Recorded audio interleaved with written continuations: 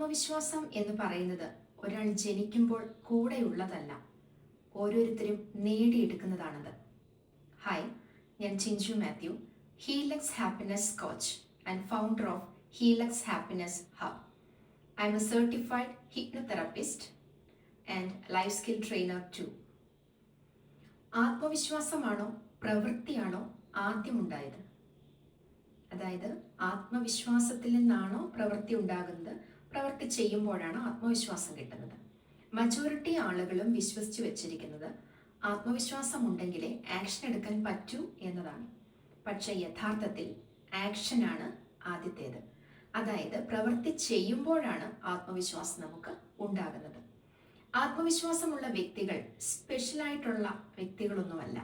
അവരുടെ മൈൻഡിനെ ട്രെയിൻ ചെയ്താണ് അവർ ആത്മവിശ്വാസമുള്ളവരായിട്ട് മാറുന്നത്. ഈവൻ ഒരു കുഞ്ഞു പോലും തനിക്ക് നടക്കാനാകും എന്ന ആത്മവിശ്വാസം നേടുന്നത് പല തവണ നടന്ന് വീണ് വീഴ്ചയിൽ നിന്നും എണീറ്റ് നടക്കാൻ പഠിക്കുമ്പോൾ മാത്രമാണ്.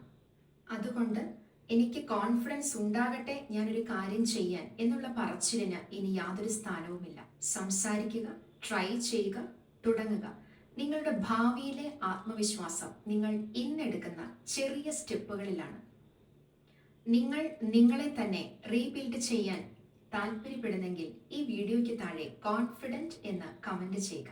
Follow Healux happiness hub channel for more daily mind healing videos. Thank U.